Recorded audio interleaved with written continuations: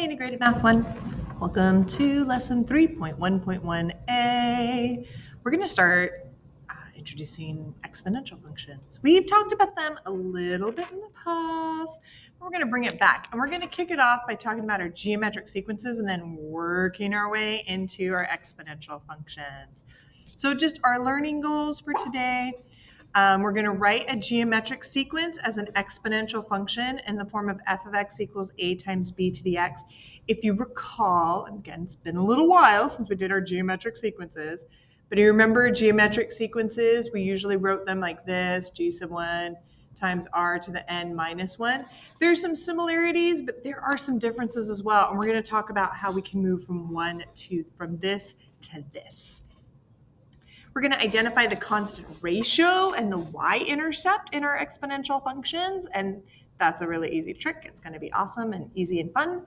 And recognize when a relationship is exponential. That's something we'll look at. And hopefully, I'm not sure we'll make it this far, but we'll use algebra to show that an exponential function in the form of a times b to the x, that ratio of f of x plus 1 to f of x is constant and it's equal to b, our ratio. I don't know if we'll get that far, but we'll definitely talk about the y-intercept and that it's represented by the order pair 0a. This little a, that's our y-intercept.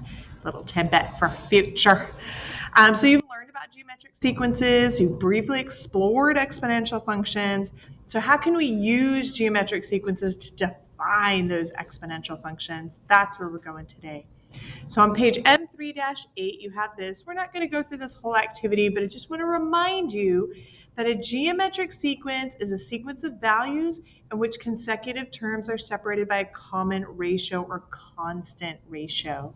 So again, that idea of a geometric sequence is if we're multiplying by a constant. It's times 3 times 3 times 3, or times a half, times a half, times a half, whatever it is. So for example, this geometric sequence, we're multiplying by 2, multiplying by 2, multiplying by 2, multiplying by 2. So I would say it's a geometric sequence with a constant ratio of 2. So we've seen these before. They aren't new. If you go over to page M3-10, you actually have a whole bunch of graphs and sequences and geometric sequences written out, all this cool stuff. So a table of values, a graph, and the explicit formula are given for 6 geometric sequences. Just a reminder, remember a geometric sequence is g sub n equals my first term g sub 1 times r to the n minus 1. Don't forget that. That's important. And I can't fit them all on my page, but here's the deal. You have 6 of these, okay? I think 4 of them are on this page and 2 of them, some of them like bled on to the next page. So you're gonna have to turn the page a bit.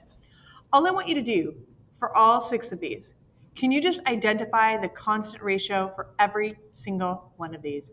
Go ahead, hit pause, identify the constant ratio for every single one. It's pretty quick and easy, and then hit play to check your work.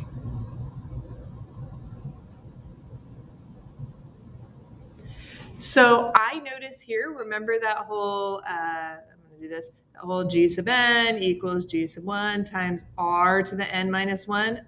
Dude, check it out. Your constant ratio is 3. And if you're not sure, you can notice that it's times 3 times 3, that's our pattern in the table there.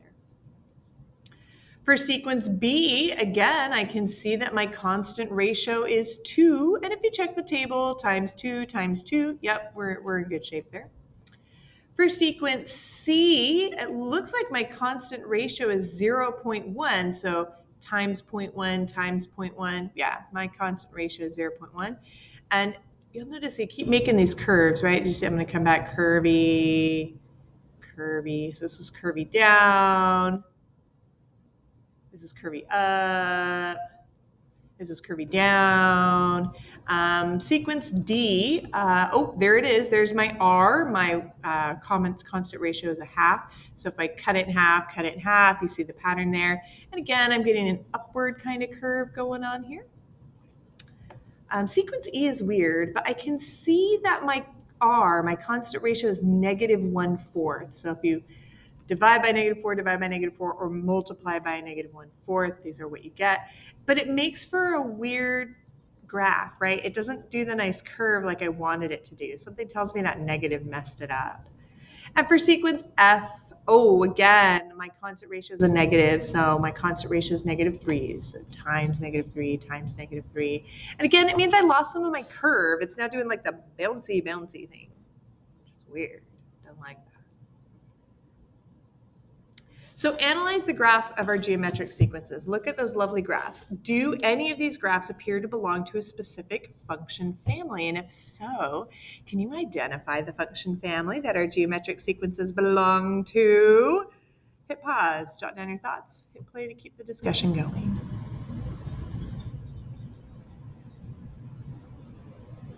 So I noticed that all of the graphs except for sequences E and F belong to the exponential function family. They all had that exponential curve, whether it was going up or going down or all the things it did.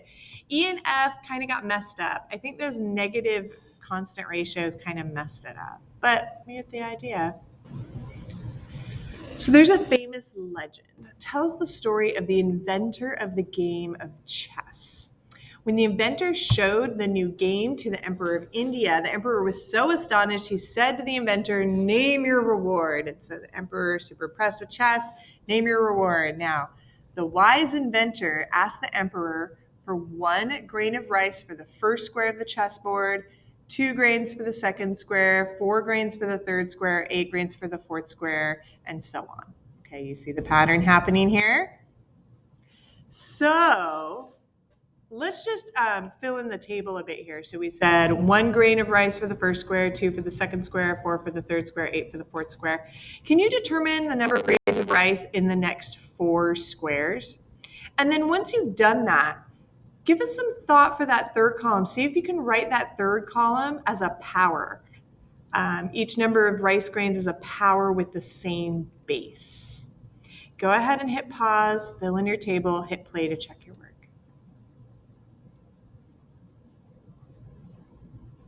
So I noticed we're doubling, like times 2, times 2, times 2, times 2. So I thought, okay, well, 8 times 2 is 16, times 2 is 32, times 2 is 64, times 2 is 128. That was the easy part. Now it said that we wanted to have the same base. I had a hard time with this first one, but I thought to myself as I looked at square number 2, I thought, you know what? 2 to the 1 power works, and then 2 to the second power would be 4, and then 2 to the third power would be 8, right? 2 squared is 4, 2 times 2 times 2 is 8. Oh, which means we've got a pattern going here, right? So this will be 2 to the 4th, 2 to the 5th, 2 to the 6th, 2 to the 7th. And I came back here and realized if I went backwards, this would be 2 to the 0 power. Because remember, anything to the 0 power is 1. That was convenient. Do you notice a pattern in the table? Hit pause. Write down the pattern you notice. Hit play when you're ready to check your work.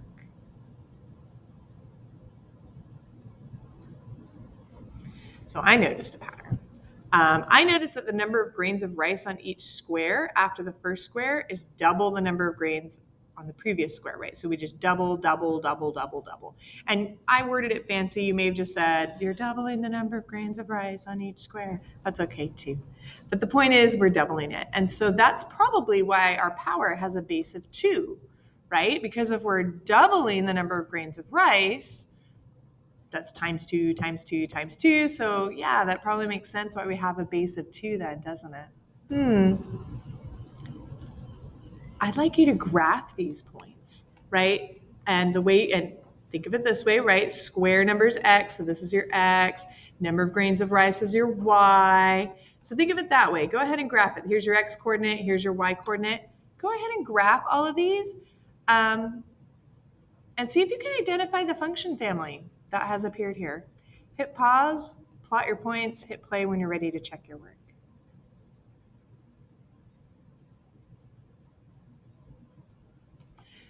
So some of these points are already plotted: 1, 1, 2, 2, 3, 4.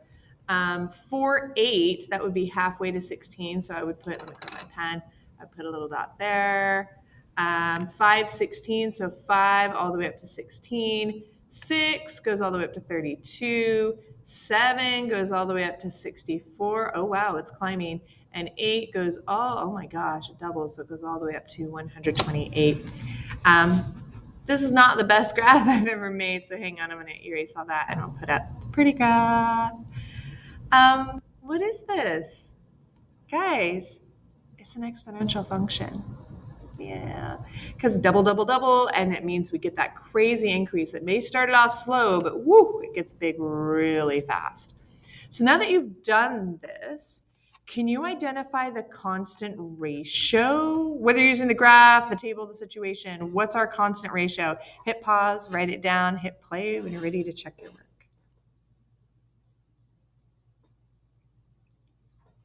So I don't know about you guys, but I realized I was multiplying by 2 every time. My constant ratio is 2. So it ended up being the base of my power. I can see I'm double, double, double, all that good stuff. Yeah, constant ratio is 2. Now, we're going to take it back to some of our boot camp stuff for a moment. Pat and George each use different methods to write an exponential function to represent the number of rice grains for any square on the chessboard. So Pat said, I compare the exponents of the power to the square number in the table. And he was like, okay, well, so if we come back to our table here, he says, okay, well, the power is 0, but the square was 1. The power was 1, but the square was 2. The power was 2, but the square was 3. The power is 1 less than the square, right? So he wrote it as f of s equals 2 to the s minus 1. Whatever square we're on, we're going to subtract 1, and that'll be our power. George wrote it a little differently. George said, I know the constant ratio is 2, right? He's like 2, 2, 2, 2, 2. If I extend the pattern back, he noticed there's a y-intercept of 0, 1/2. So he wrote the function like this, where he said it's 2 to the s power, whatever square you're on, but he noticed the y-intercept, if we come back here, that the y-intercept is 1/2, right? If we're at 1, if we go back a little bit further, that means at square 0, we don't have a square 0, but square 0 would have been half of that. So he wrote it as 1/2 times 2 to the s power. These are equivalent. These are both correct.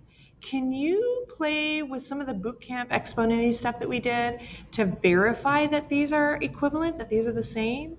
Hit pause, play with it a little bit, and then hit play when you're ready to check your work.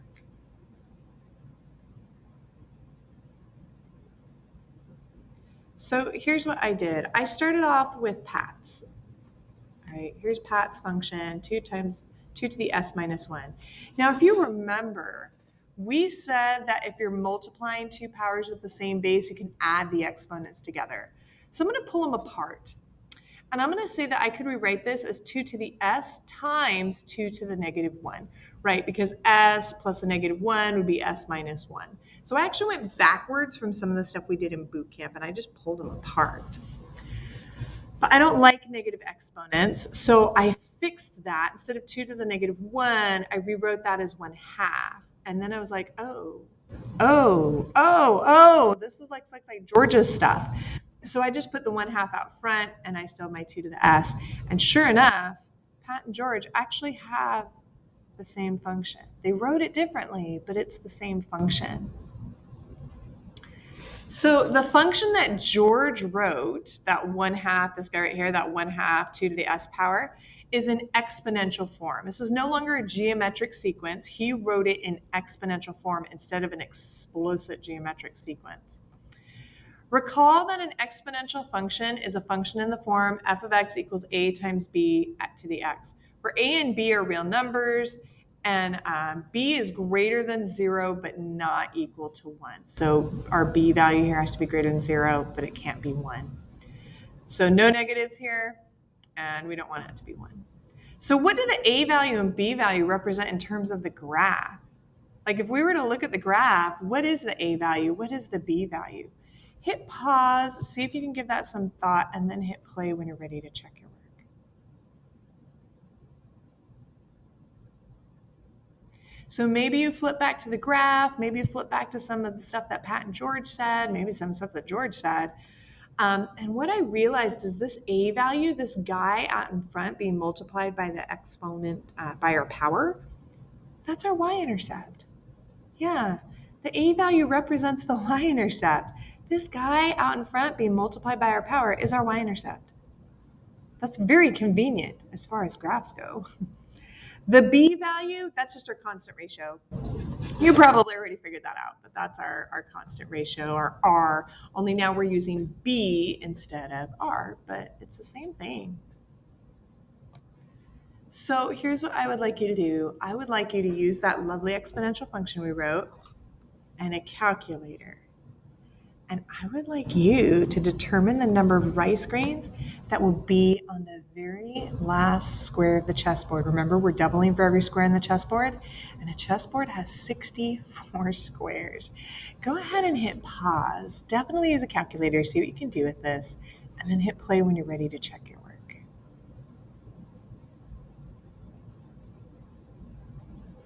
So I just used the function that we wrote, f of 64 equals 1/2 times 2 to the 64th power. Now, when you use your calculator, you do have to do 2 to the 64th power first, and then multiply it by 1/2 or divide by 2, whichever works for you.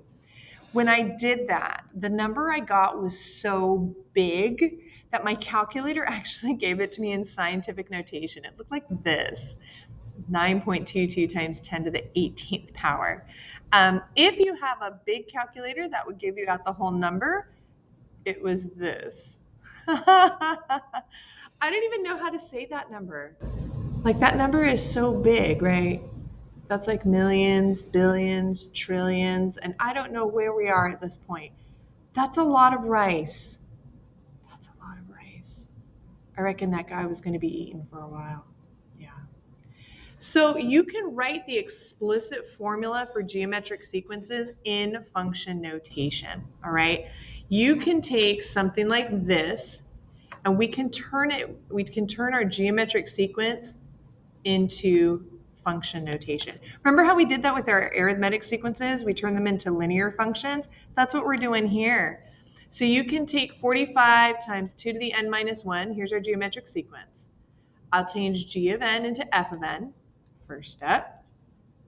Remember how we separated these out? You're going to do that here. So 2 to the n power times 2 to the negative 1. And then 45 times, we don't like 2 to the negative 1. We rewrote that as 1/2, didn't we? So 1/2 of 45 times 2 to the n power. And check it out. You can write it like this. There's your a value, or your y-intercept. And there's your b value, or your common ratio.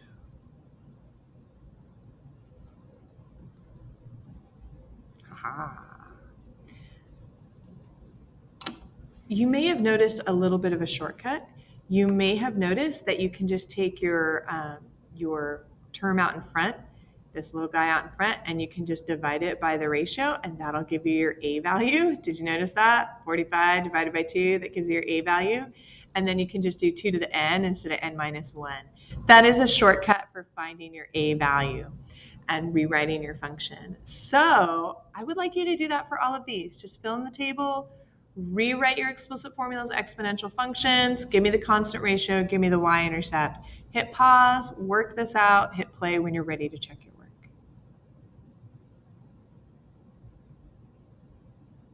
So I'm going to use the shortcut that I realized I could just take this guy and divide by my ratio. So instead of negative 2, that becomes negative 2/3. And instead of 3 to the x minus 1, it's just 3 to the x, which means my constant ratio is 3 and my y-intercept is negative 2/3.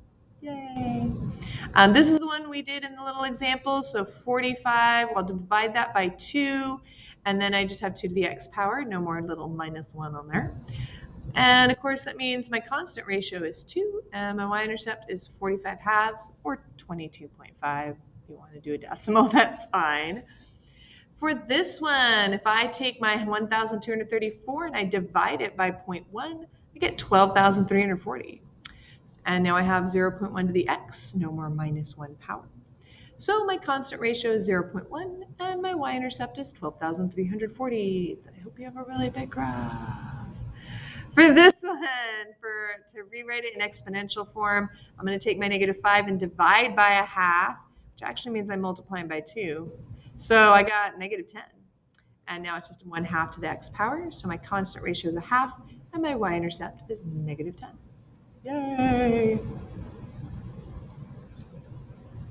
So, yeah, we know all arithmetic sequences are linear functions. So now we can say, what about geometric sequences? A geometric sequence that has a constant ratio that's not negative and not 1 is going to be an exponential function. Can you just complete this table, page M315? Just write each part. Write each part, A, B, what is it that we're looking at here? What's the mathematical meaning? Go ahead, hit pause, jot in your values here, and then hit play when you're ready to check your work.